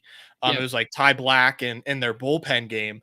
And the Padres have been playing really, really good baseball. And we just had a really good spot for them where they were just going undrafted. And what's funny is like all the players that I were drafting put up double digits, but that was also the Brewers nuclear game where it was like no Brewers onslaught, no fucking cash. So I was right, but not right enough. Yeah, dare we say directionally accurate, Nez. On the tombstone, and there was a tombstone. Let me tell you. Best Ball Viper, fully agree with you, man. We missed baseball too. That's why we wanted to make sure we hit at least a couple drafts here and just walk through the slate to the best of our ability. Like, obviously, everyone's not nearly as tapped in as we once were with the MLB stuff because you're doing 2 sports at once kind of deal. But like, we're locked in enough to give some opinions here and rip at least. I'm going to get 20 of these in tonight. Nez, let's start with pitching. Your guy Paul Skeens, they're still letting him pitch, which is a lot of fun for baseball. But they're not letting him go this classic like 7, 8, like that. I don't want to say kick gloves, but he can definitely get enough fantasy points in like a 5, 6 inning start to matter with the strikeout upside. I think he's SP1 for good reason, but like I'm not jumping up and down to get like crazy overweight Skeens tonight. Are you? I'm trying to look at his pitch counts because like they haven't been holding him back. Okay. That's one thing I will say. The reason he's been going 5 innings is because he hasn't been quite as efficient. I mean, sure. He's faced the Cubs back-to-back. Other than the Miami start, faced the Cubs 2 starts in a row there, and the Cubs are just like on fire right now. So I mean, just like kind of caught the Cubs at a really bad time. I think catching the Cardinals is really nice. I mean, St. Louis would probably rather be pitching at PNC, but pretty good spot for Paul Skeens here. I'm not really touching him for 2 reasons. One reason is like I just don't know that even if he gives you 20 fantasy points, like is that really going to matter on a core slate where I really like the pitching, in rounds 4 and 5. And 2, John, we have these profit boosts, and I just went nuts on Paul Skeens fantasy points, and I don't want to double down on that. So I've got my Paul Skeens bet made via Pick'ems, and now I don't have to draft him in baseball because if he has a good game, I'm covered in Pick'ems, and now I just have to sweat Monday night. Oh my God, Nez Hedge, the official Nez Hedge of the day is in fact Paul Skeens. This is the most on-brand thing ever. We got a Paul Skeens 101 slate, and we got a Nez Hedge in both the Pick'em and the draft game lobbies. Holy smokes, that's hilarious. I mean, dude, it just makes too much sense. Like I love Paul Skeens, I want to root for him, and I want to make money off Paul Skeens, but I don't think that he is efficiently the 101 on today's slate. SP1, okay. Hell yeah. All right. First three pick. He just has no chance of matching what a number 1 hitter can match. Okay. All right. Does anybody else on the pitching that we should talk about in particular? I want to talk about Yamamoto. This is only his 2nd start back from the IL. He was dominant in the all Japanese showdown bowl there on, I think it was Sunday last week, something like that. But it was him versus Shota with Ohtani in the game, with Seiya Suzuki in the game. It was very cool to just have like such an international flair to the game showcased on ESPN there. It was very cool. But I don't think he's stretched out enough. I mean, they got their eyes set on a bigger prize than just beating the Braves today. And I do think that, he has the ceiling to get there in Ks and stuff, but I'm not sure wins and quality starts are going to be in his favor. There are some scroll the F down pitchers that I prefer. So I've been skipping Yamamoto. What do you think? Yeah, definitely. I mean, hell of a start on his first start back with 8 Ks in 4 innings. But yeah, I mean, I would take Sean Manaea straight up over him. Okay. And I'm going to have like 75% Sean Manaea today. Wow. Against the Nationals. He's at home. Really good matchup for him against these Nationals. He's been pitching stellar lately. And I think he has really strong win upside as well, which is huge. I mean, getting a win from your pitcher is like a big deal. That's like 20% of their points sometimes. So, yeah. I mean, it's just like, you just have to do it. Sean Manaea has won me money before, so that's also part of the process. That is confirming my priors with some more double downs. I am on the other side of this, not the other side of this equation in terms of like playing Nats bats or whatever, but I am on another scroll that I prefer, and that's Reed Detmers. Reed Detmers, since getting back to the big leagues, he does this every year, man. He does this. He teases us in spring training. We all push him up because we're like, hey, remember he was a top prospect. He's got this elite strikeout stuff. He's added a new pitch, the back foot slider, blah, blah, blah. We get all excited about him. We draft him in the season-long contest. Then the wheels fall off. He gets sent down, and then he comes back at the tail end of the year, and he just puts up 15 burgers over and over and over again. This Reed Detmers pattern has happened every year for the last like 3 years. And I'm drinking the Kool-Aid, man. I'm back. Reed Detmers tonight against the worst team maybe in the history of baseball, in the Chicago White Sox. I will be on the Detmers train. Yeah, I think that's pretty smart. White Sox are just like, they're one of the worst teams in baseball history. Like no exaggeration. Yeah, not hyperbole. The problem with it is like Detmers has gas can qualities to him, even though he is pitching well and has good stuff like in his bag. He's just such a mixed bag. And they're in LA, and LA is just a really decent park to hit in. So I am worried about the potential there, but like definitely a really, really good scroll down, especially if he's not getting drafted every time, which he isn't. Yeah. Yeah, he definitely has those gas can potentials there. Yeah, it's an interesting ball game because like nobody's really drafting Angels, and like Jonathan Cannon has like gas can potentials, but he's been more of like the professional pitcher variety in recent memory where he just gives you 5 innings. He gives up 3-4 runs. He doesn't get entirely lit up, that sort of thing. So, yeah, but I could attest to like the White Sox lineup being like a little bit better now too, especially with like the right-handed bats. Like they got Corey Julks back. They got Yan Moncada back. I mean, I don't know if this kind of shit matters, but they've won 2 games this week, so who knows?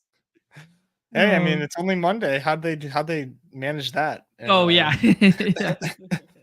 No, it's definitely worth noting. I did not know. Is Yan Moncada back? I don't see him. Yeah, I think he's back tonight. Interesting. Okay. Yeah.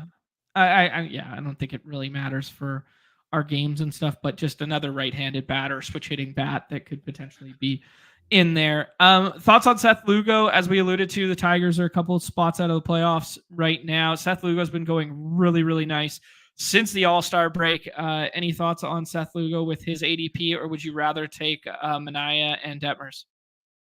Now Lugo looks really good, right? His box score, he just pitched a stellar game against who was it? The Yankees whenever I was fading him and hammering Yankees. And he has 3 straight games with 7 innings pitched. 4 out of his last 5, he's gone 7 innings. So he's in great form right now. But I mean, the pesky Tigers, man, I love them against right-handed pitching. So I don't think it's like a smash spot for Lugo. I don't think we need to be getting to the Tigers. I've seen some people draft Tigers. I think they're a fun contrarian spot. But yeah, I just like he's a good pick, right? Like, don't get me wrong, but I'm not going to do a lot of Lugo because I have respect for Kerry Bonds and Riley Green. Yeah, I was about to say, man, like he could see 5, 6 maybe left-handed sticks, like Colt Keith, Parker Meadows, Riley Green, Kerry Bonds, Chase Young, Perez, like they're all left-handed. So I mean, like I don't know what his splits look like. I didn't bother to look, not gonna lie. But just thinking that like 5, 6 lefties that you're facing for a team that's pesky and pushing for the playoffs here, probably not the best spot in the world too. And like we talk about the Royal Stadium so much, how it plays up for run scoring, not for home runs. Yeah. Anyways. Yeah, I mean, like his numbers look good against everybody right now. Yeah, I mean, like lefties are hitting him better, but like the OPS is like 7 or 670. So like it's not there. Nobody's hitting him very well. Okay. I'm not touching Merrill Kelly in Coors there.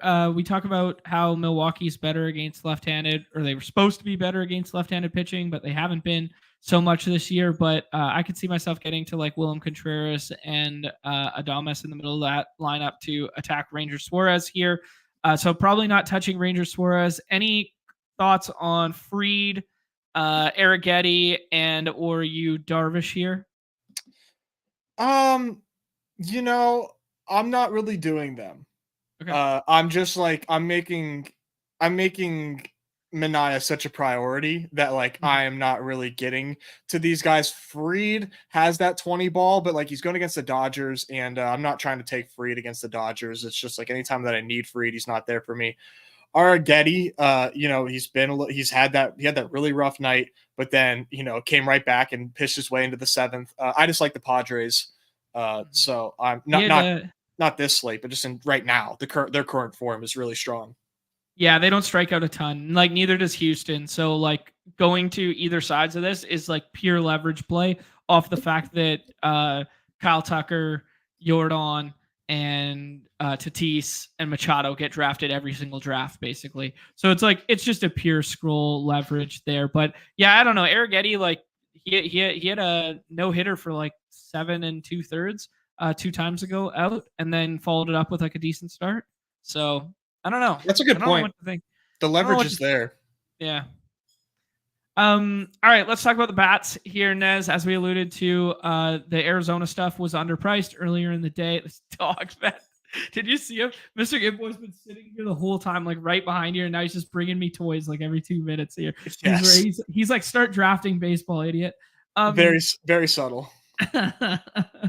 I like the Arizona stuff, as we obviously alluded to earlier there. I've been doing a little bit of the San Diego stuff myself. Any kind of like macro stuff that you like that you've been getting to?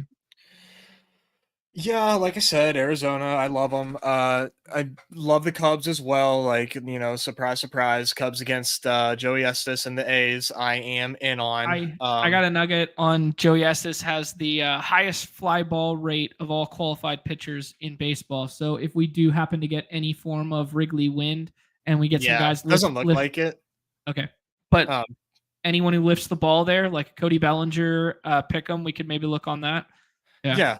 I mean, Bellinger, Seiya, Swanson, Paredes, Horner, like these Cubs are just like on fire. And this seems like a great spot for them to continue to keep up their good play. So really, really prefer the Cubs today as like my second favorite stack. Nice. And some palatable price tags on it, right? Like Bellinger obviously goes like every draft, but like, yeah, some of these scroll guys, like Pete Crow Armstrong broke a slate not too long ago, like a couple times out there. Like he's, back-to-back games with a home run. Like he was a highly touted prospect there, and his mom was in Little Big League. So he's obviously awesome. Yeah, that was absolute robbery from the Mets when they traded for Javi Baez to get him. I mean, like, what the fuck? I was so mad when that happened because, like, obviously I'm a Pirates fan. I think my 101 right now is Bobby Witt. Going up, being home Bobby Witt is just the best player on the planet. You don't have to stack him. In fact, I would prefer not stacking him, but he's a great play. And you mentioned the Brewers. I think the Brewers against Ranger Suarez is a pretty fun play where Ranger just is not what he was at the beginning of the season. And the right-handed Brewers are mashing right now. So I think they have a lot of equity here. Those are like the two plays. And then, of course, Rockies. Nobody takes the Rockies in Colorado. They are facing, let me dig deep here, Merrill Kelly. And Merrill Kelly has not, I don't believe, looked very sharp yet. And he's missed like the first 3/4 of the season. Hasn't been incredibly sharp in his return. And it's an 11.5 total there in Denver. So 5 on the Denver Rockies, that is. Yeah, 5 on the Denver side there too. So I mean, they're the second highest total on the slate, implied team total on the slate. So I mean, and nobody's taking them, right? No, like, it's kind of hard. I mean, evergreen. Yeah, it's kind of hard to pinpoint where the production comes on any given night because we got a Brendan Rodgers Q tag today. He sat yesterday. I was thinking contrarian Mets a little bit earlier there, but we got Lindor ruled out, and they got like a weird lineup. They got Winker, you got Winker at the top.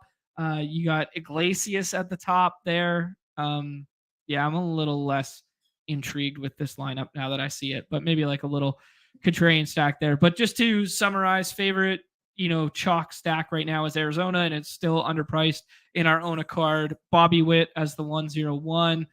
Dodgers and Atlanta, like you can just get to them any single night that you want to, but the pitching's really good in that one, and so are the bullpens, particularly on the Dodgers side. So I probably won't be touching that one. And then some of our favorite stacks you alluded to, Cubs, and then some contrarian ones being Rockies, maybe a little bit of Tiger stuff, maybe a little bit of Brewers stuff sprinkled in there, and then a little bit of Angel stuff.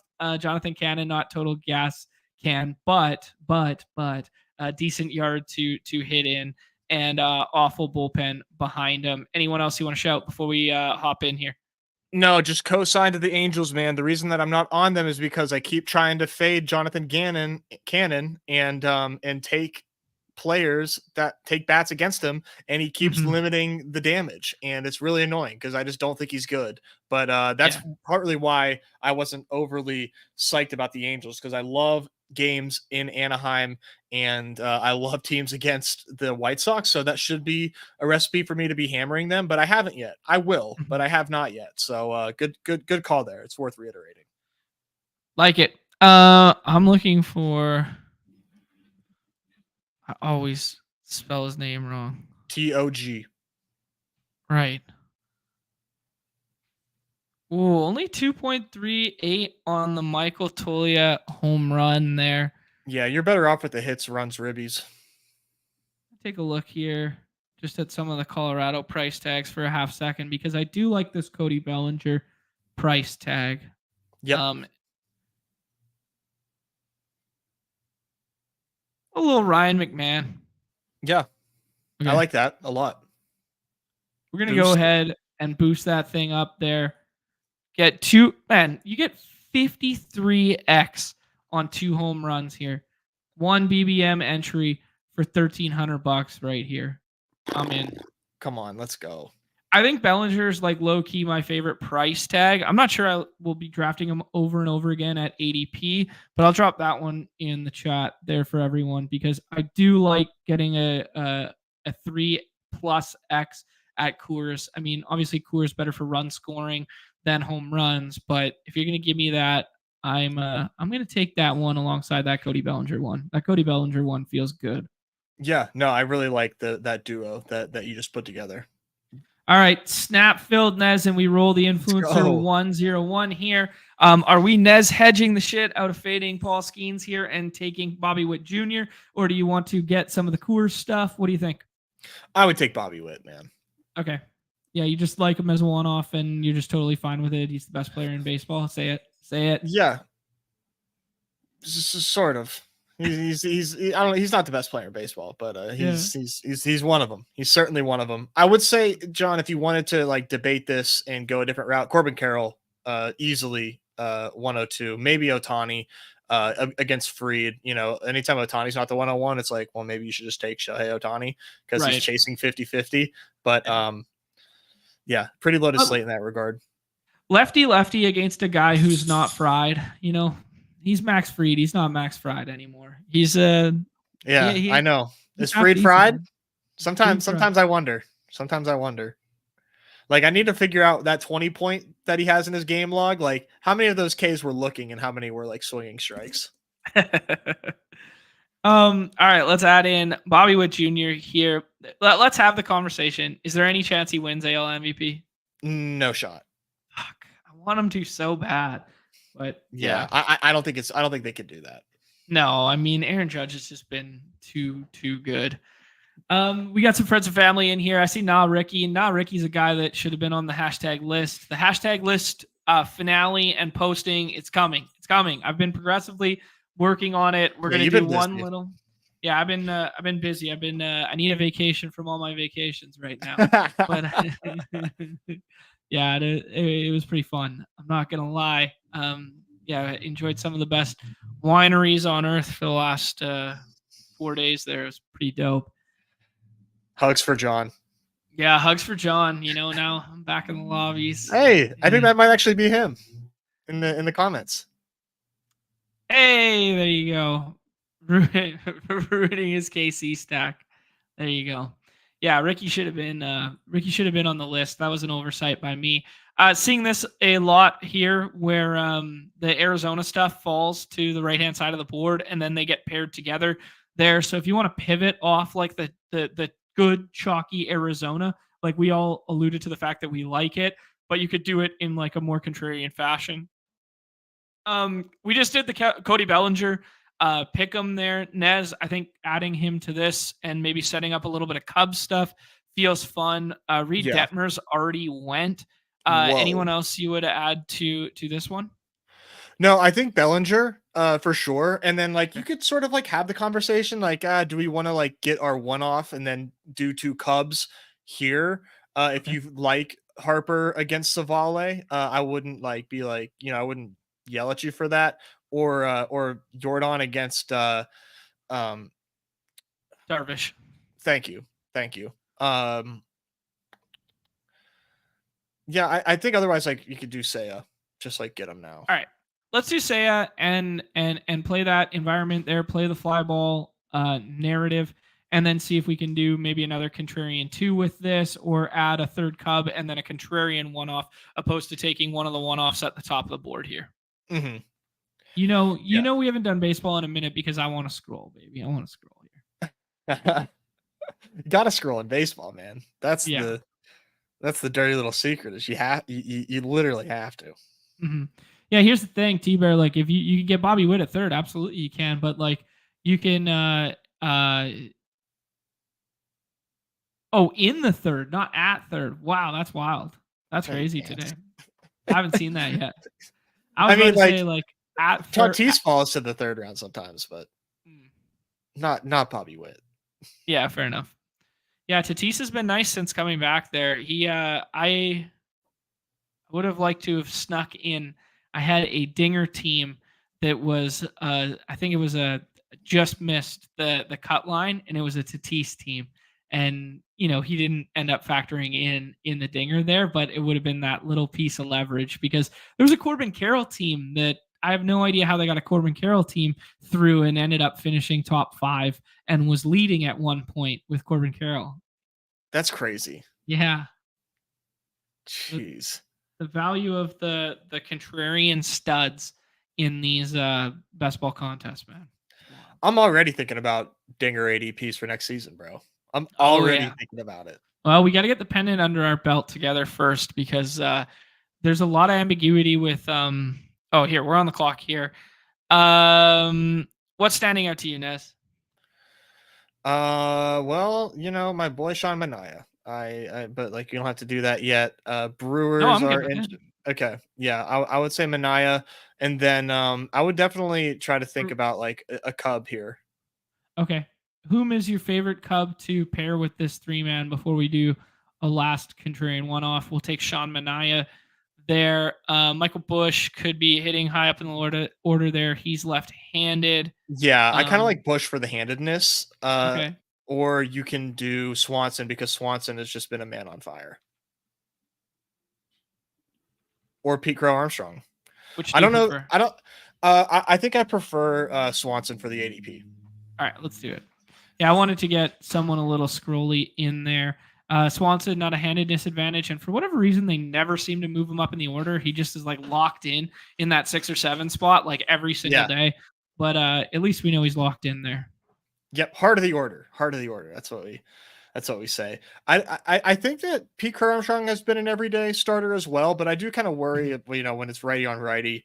I think I'll wait till the lineups come out before I start mixing in Armstrong more, because outfield, as you know, is a little bit more of a scarce position. Once I get Pete Crow Armstrong locked in, I'm going to start hammering him. He's a lefty. Why do I think he was a righty? I don't know. Yeah, he's left-handed. Pete Crow Armstrong's left-handed. Good to know.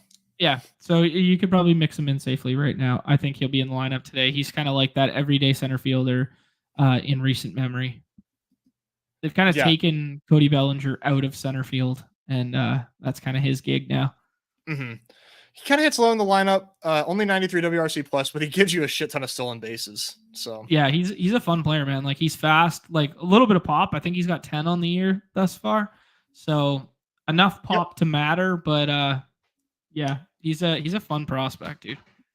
Yeah, really good for our games, right? If they were, if you were looking at like median versus, his ceiling, he would definitely have a pretty big gap. He's dare we say Corbin Carroll light? Maybe. Corbin Carroll gets on base a little bit more, doesn't he? Or maybe for sure. Yeah. This is like I'm talking like breakout, light. Okay, I don't think we should do 4 Cubs on this one. I think we should find a scroll the F down one-off that could be a potential home run target for us. I'm thinking of a friend of ours. Who would that be? Oh, damn it. Ryan McMahon went, who was from the Pick 'em. I'm thinking of a friend of ours. What do you think about Kerry Bonds, a contending pesky Tigers team, hitting in the middle, little leverage off of Seth Lugo there, and a one-off that most people won't touch? Love it. Love it. All right, let's do it. Parker Meadows has been scorching hot in recent memory, or at least he was.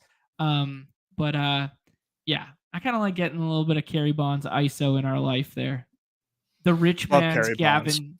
The rich man's Gavin Sheets. I dare Seth Lugo to throw him a high fastball. I dare him. Dare him. He's gonna tomahawk that shit into the right field bleachers. All right, Nez. Let's call it right there. This dog's going apeshit and low key ruining the tail end of this show. So he knows where he's supposed to be going right now. It's Mr. Good Boy's time to go to Mr. Good Boy Park. Any final words on tonight's slate, on the Pick 'em lobby stuff that we looked at, or the baseball stuff? No, I think, best of luck if you're playing the primetime Palooza. I think we had some really good discussion there. And thanks to Awen and Nick for coming on with us and clearing out their schedules to join us. It's always fun to have members of the community on, and makes us, a little bit of a reminder of why we do this, Sean. We do it for the people. We don't do it for the immense fame that we get, for all the attention that we get. Notoriety. We do it for you guys, man. And that's really, like, I'm doing a joke, but like, it definitely is not a joke. It's true. We appreciate you guys. No, it's true, man. The community gets to be so fired up. Like, we've talked about it ad nauseum, how people get all jacked up about it. Actually, I'm looking over your shoulder. I'm seeing the dog bowl there. We'll walk through the dog bowl tomorrow. That was one. Nobody who came on today from the winner circle had won the dog bowl, but we can do a little bit more of a walkthrough of last week's BR prior to tomorrow's BR, a contest update and stuff. So hit the like, hit the subscribe, notification. If you're not playing on Underdog Fantasy, promo code MLB at sign up. That'll get you 50% match deposit up to $1K USD there. And we'll be back tomorrow, 2 p.m. Eastern. We'll walk through the prime time. This dog is literally moving my desk. Can you hear this? Yeah. He's trying to get a bone underneath it, man. All right. No, I got these stupid headphones in. I got to go back to the AirPods. I don't know where they are. Oh, shoot. Classic. All right. On behalf of Nez, I'm John, and this is everybody's favorite time of the show, the end. Peace. See you tomorrow.